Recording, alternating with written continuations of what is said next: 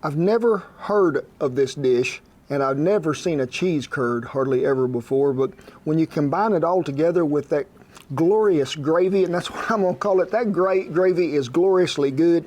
This is my favorite way to fry.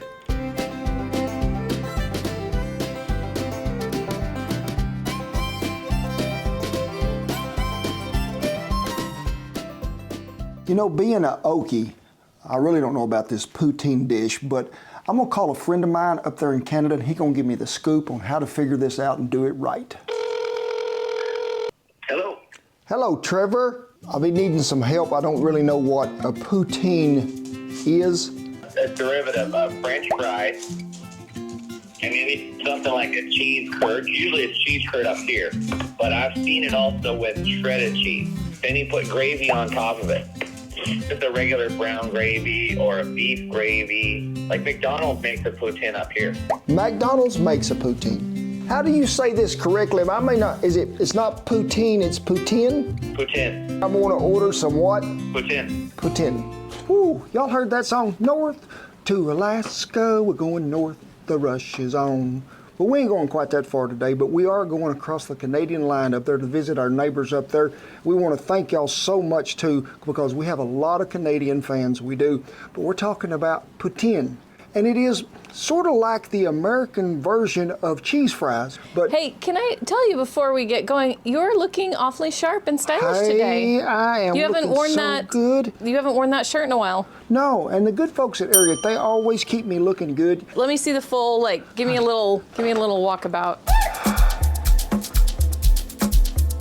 Is that your model walk? Yes. I think we need to work on it. So we're doing a Canadian episode, but we've got your Paniolo shirt on. I think it's what you call, what do they call that? A crossover. Oh, yes. okay. So we're bringing two communities together. We want to thank ARIAT again for sponsoring this video, because they always keep me looking good. Be sure and check that link down there below, because you can look probably even better than I am. It originated really in rural Quebec in the early 90s. It's actually Quebec is the proper, I don't know. I'm a Southerner, but I think it's Quebec. Welcome to Jeopardy with Alex Trebek. He was Canadian yes, too. Yes, he was. It really started in rural Quebec in the early 1950s. They got to noticing it in this restaurant in Drummondville that people were ordering the fries and then ordering this special gravy and putting on there, and then they was ordering cheese curds. So the guy that just owned the place said, hey, I'm going to make this and I'm going to make it famous. Really, when you translate the word poutine, it really comes out to roughly a mess. So this Okie is going north, and we're going to try this famous Canadian dish. First thing we're going to start up with is get that cast iron skillet over here on about medium heat and melt us 1 stick of butter in there. It's about 1/4 of a cup of flour. Now, I don't want you to pour it all in there at once. I just want you to start gradually, but we got to get this to going, get it browned up. We got to let this brown up to where it gets sort of a golden brown color. Gravy down here in my country, I would say 80% is creamy white gravy.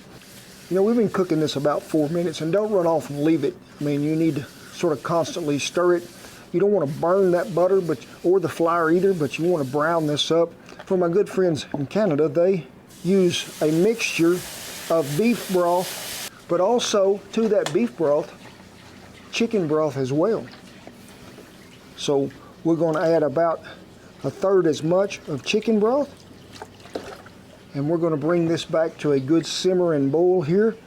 Now, when I put that beef broth and chicken broth in there, it just comes right out of the ice box. If you want to save yourself a little time, because I'm going to have to cook this longer, go ahead and warm that up in a microwave, or you can put it in a sauce pot and warm it right there on the stove, and then best add it to it.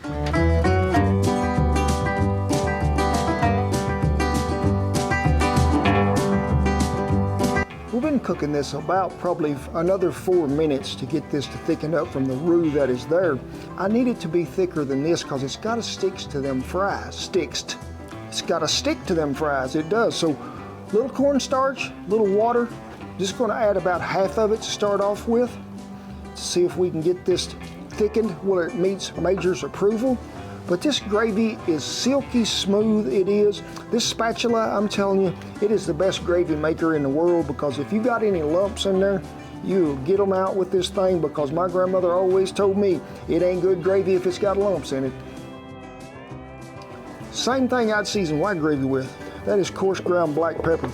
You don't really need any sodium in it because chicken broth and beef broth a lot of times have quite a bit of salt to them. Keep giving it a stir, and I can already tell that that amount right there is going to get us thick enough. We'll make this gravy, always make it first. You can keep it warm, and if you need to thin it when we get ready, you can always just add a little more broth to it. So I'm going to turn this heat down even lower, and we'll get started on them fries. So let's talk about fries. And it can't be just any ordinary fried potato that you're going to throw in there. You got to start with a good fried potato, but you want it to get it really extra crispy if you can, and you can, because we're going to show you how, because it's got to stand up in all that good gravy mixture that's going to be floating over the top. Now, you know, we started doing this really traditional, and you knew Cowboy Kent was going to what? Throw a kink in it from Okieville we was, because normally you would just fry the potatoes and you'd be done. But I want to make them crispier than that, and I've learned that I really love some corn masa. Yes, because we're going to add a little chili seasoning to it, and you don't have to use chili seasoning, or you can just fry right there to it. But folks, there's a very unique taste that comes from this. And even though that gravy had butter in it, Shan, I don't think we've had enough butter in this recipe. You don't think so? I don't think so. So I had 2 sticks over here melting. We're going to pour right in here because, you know, if I'm probably noted to be, and I don't mean this in a bad way, famous for frying something, what was it, Shan? Chicken fried steak. And we would always double baptize a chicken fried steak, right? Now you have, what are you using, a pound of, does it have to be the extra crispy fast food that you say? No, you can just get regular shoestring potatoes, or you can cut your own, but if you're doing it, make sure it's a russet potato. So we're going to put some in this butter. Got them in that butter, we do. Let's get them over here in that masa and chili powder and give them a coating. If some of them are froze together, make sure you break them apart. Now, I'm going to try to separate these out of here. We're going to put them right there till we can get the rest of them in there. And I hope you Canadian folks up there, our fans, y'all aren't really down on me too much for changing this recipe up a little, but I think you might ought to try this because, hey, me and Shan had them again this morning, and they are what you call pretty good eating. Well, we got the first round done there, but it's time to double baptize it is, so back in the butter it is. And this is just like anything else you fry. I think you need to let these set a minute before they actually go back in the fry oil. And today we're using peanut oil to fry with.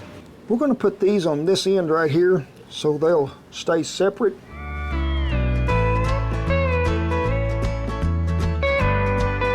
Oil temp is ready to go. We have heated to a little over 350, about 355. That's where I like to start because these cold fries is going to slow it down a little. So we'll check that temperature periodically. I like to sort of get these, shake off any excess it might have, and don't just throw them in there, sort of drop them in there gingerly.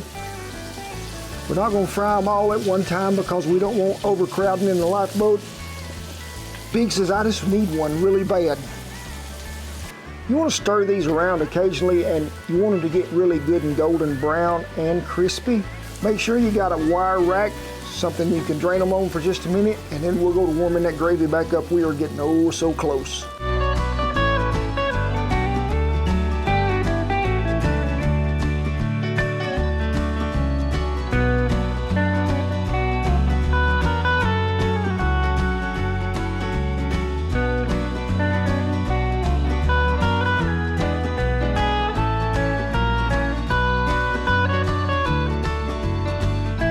Them fries is crispy. I done had me one to try out, but if you're going to season them, get you one right when it comes out of there.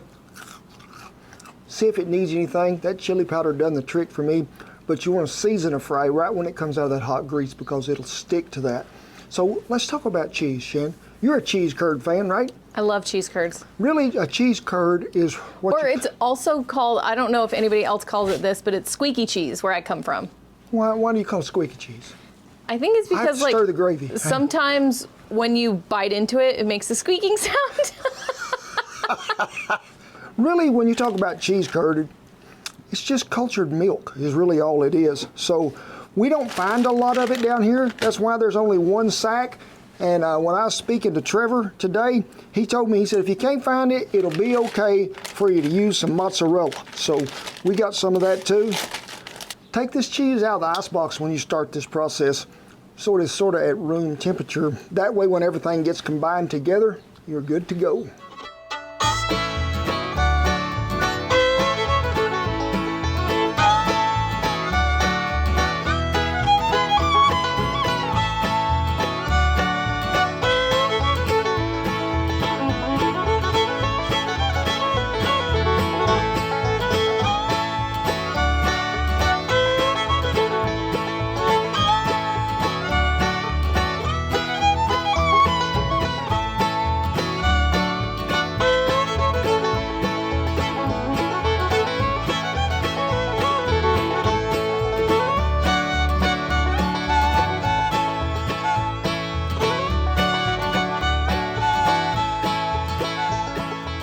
I'm ready to go to Canada. I am, Shan. I'm gonna give this a little old hit of black pepper just because I think it might need it.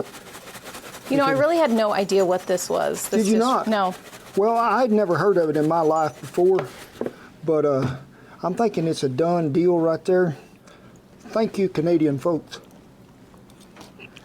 Oh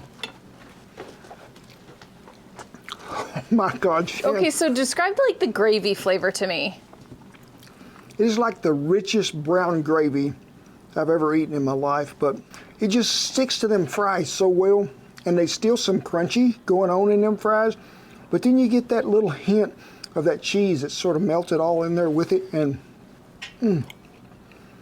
it's Sunday dinner at its best, but also fast food. Look at that, Willie. Woo!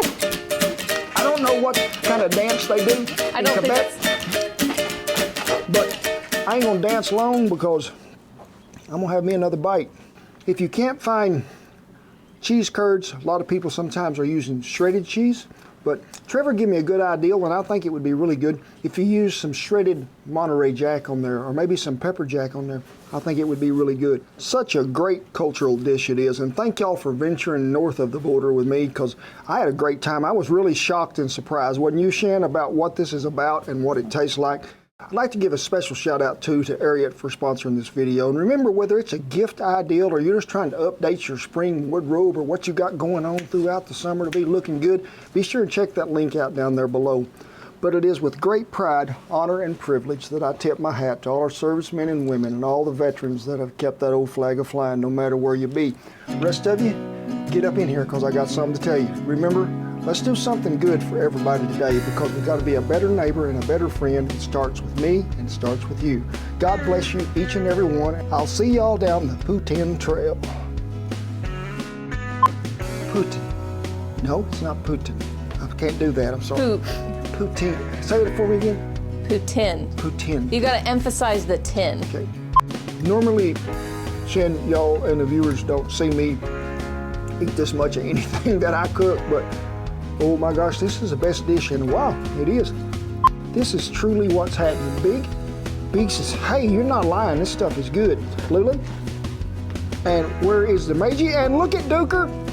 Duker said instead of a fry, he would rather have cheese. Come on. Ah, boy. Cletus, you coming? Come on. Hurry up. Come on, Cletus. Come on. Come on, Cletus. You just got up from a nap. I cannot reach any further than that.